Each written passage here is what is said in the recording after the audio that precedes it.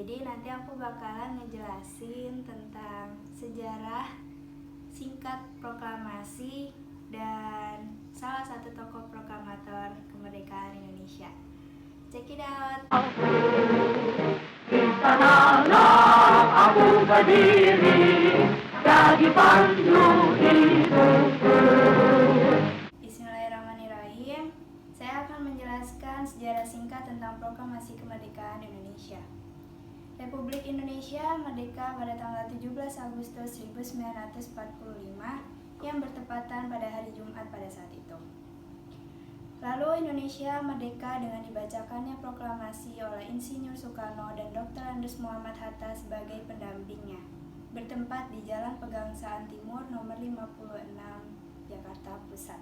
Ya, pada tanggal 6 Agustus 1945, sebuah bom atom berhasil meledakkan kota Jepang, yaitu kota Hiroshima yang pada saat itu Jepang sedang menjajah negara kesatuan Republik Indonesia. Lalu dibentuknya BPUPKI, Badan Penyelidik Usaha Persiapan Kemerdekaan Indonesia, atau nama Jepangnya adalah Dokuritsu Junbi Chosakai, yang dibentuk oleh pemerintah Jepang pada tanggal 29 April 1945, yang anggotanya adalah 63 orang. Kemudian pada tanggal 7 Agustus 1945, BPUPKI digantikan oleh PPKI, Panitia Persiapan Kemerdekaan Indonesia. Nama Jepangnya adalah Dokuritsu Junbi Inkai. Lalu pada tanggal 9 Agustus 1945, sebuah bom atom kembali meledakkan kota Nagasaki, Jepang, yang membuat negara Jepang menyerah tanpa syarat kepada Amerika Serikat. 3 seconds, the time and barometric triggers started the firing mechanism.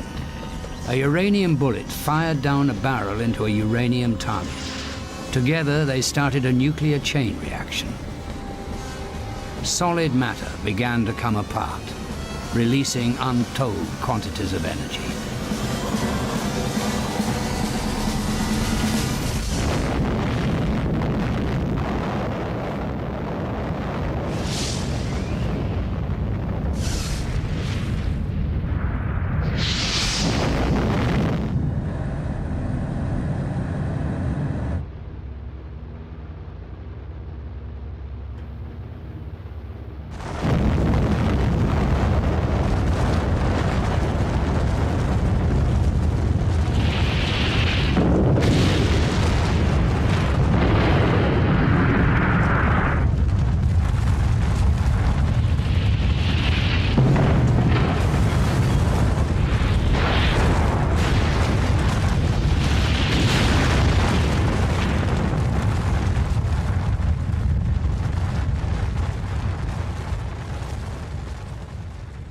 Momen ini dimanfaatkan oleh para pejuang Indonesia dalam memproklamasikan kemerdekaan Indonesia. Pada tanggal 10 Agustus 1945, Sultan Syahrir mendengar kabar lewat radio bahwa Jepang telah menyerah kepada sekutu. Hal ini membuat para pejuang semakin bersemangat untuk mempersiapkan kemerdekaan Indonesia. Saat kembalinya Soekarno dari darat, Sultan Syahrir mendesak kemerdekaan Indonesia. Pada dini hari 16 Agustus 1945, para pemuda membawa Insinyur Soekarno beserta anak dan istrinya, lalu Dr. Andes Muhammad Hatta ke Rengas Dengklok, dengan tujuan agar Insinyur Soekarno dan Dr. Andes Muhammad Hatta tidak terpengaruh oleh Jepang. Di Jakarta, Wikana dan Mr. Ahmad Subarjo telah menyetujui untuk memproklamasikan kemerdekaan Indonesia. Lalu diutuslah Yusuf Kunto untuk menjemput Insinyur Soekarno dan Dr. Andes Muhammad Hatta. Lalu mereka kembali kepada rumah Laksamana Maeda untuk membuat konsep kemerdekaan. Teks proklamasi pun disusun pada dini hari dan diketik oleh Sayuti Melik. Dan pada pagi hari 17 Agustus 1945 di kediaman Insinyur Soekarno, Jalan Pegangsaan Timur nomor 56, dibacalah teks proklamasi pada pukul 10 waktu Indonesia Barat dan dikibarkannya bendera merah putih yang dijahit sendiri oleh istri Soekarno, Fatmawati, dan disambut gembira oleh seluruh rakyat Indonesia. Kami, bangsa Indonesia, dengan ini menyatakan kemerdekaan Indonesia. Hal-hal yang mengenai pemindahan kekuasaan dan lain-lain diselenggarakan dengan cara saksama dan dalam tempo yang sesingkat-singkatnya. Jakarta, 17 Agustus 1945, atas nama bangsa Indonesia, Soekarno. Pada tanggal 18 Agustus 1945, PPKI mengambil keputusan untuk mengesahkan UUD 1945 dan menjadikan NKRI Negara Kesatuan Republik Indonesia, serta dipilihnya Dr. Andes Muhammad Hatta dan Insinyur Soekarno sebagai Presiden dan Wakil Presiden Republik Indonesia. Saya akan menjelaskan salah satu tokoh dari proklamator kemerdekaan Indonesia. Selain I.R. Soekarno, masih banyak tokoh proklamator lainnya. Di antaranya ada I.R. Soekarno, Dr. Andes Muhammad Hatta, Sayuti Melik, Ahmad Subarjo, dan masih banyak lainnya. Saya akan menjelaskan salah satu proklamator, yaitu Mr. Ahmad Subarjo Jojowa Disurjo.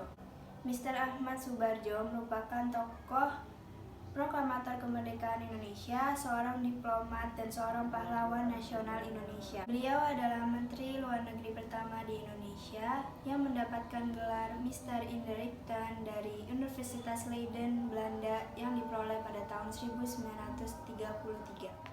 Ahmad Subarjo berperan dalam penyusunan konsep naskah proklamasi kemerdekaan Indonesia di Rumah Laksamana Muda Jepang bersama Bung Hatta dan Bung Karno. Ahmad Subarjo dilahirkan di Teluk Jambe, Karawang pada 23 Maret 1896. Ayahnya bernama Teku Muhammad Yusuf, bangsawan Aceh dari Pidi. Kakek Ahmad Subarjo dari pihak ayah merupakan Ule Balang. Ule Balang adalah kepala pemerintahan dari Kesultanan Aceh yang memerintahkan suatu daerah. Selain sebagai Ule Balang, kakek dari Ahmad Subarjo ini juga merupakan ulama di wilayah Lung Putuk. Sedangkan Teku Yusuf adalah pegawai pemerintahan yang berjabat sebagai Menteri Polisi di wilayah Teluk Jambe, Karawang. Ibunya Ahmad Subarjo bernama Wardinah. Ia merupakan keturunan Jawa Bugis dan merupakan anak dari camat di kawasan Cirebon. Pada mulanya, ayahnya memberikan nama Teku Abdul Manaf, lalu ibunya memberi nama Ahmad Subarjo, yang dipakai tentu dari ibunya kan. Jadi, nama Jojo Disurjo itu merupakan tambahannya pada saat dia ditahan di penjara Ponorogo, peristiwa 3 Juli 1946. Peristiwa 3 Juli itu merupakan peristiwa untuk perebutan kekuasaan, guys. Ia bersekolah di Hogere Burger School di Jakarta, yang pada saat ini tuh setara dengan sekolah menengah atas atau SMA ya. Kemudian ia melanjutkan pendidikannya ke Universitas Leiden, Belanda, dan mendapatkan gelar Mr. Inderichten, yang saat ini setara dengan sarjana hukum dan di bidang Undang-Undang 1933. Hanya itu yang bisa saya sampaikan dari penjelasan sejarah singkat proklamasi dan salah satu tokoh proklamator Indonesia. Kurang lebihnya mohon maaf. Wassalamualaikum warahmatullahi wabarakatuh.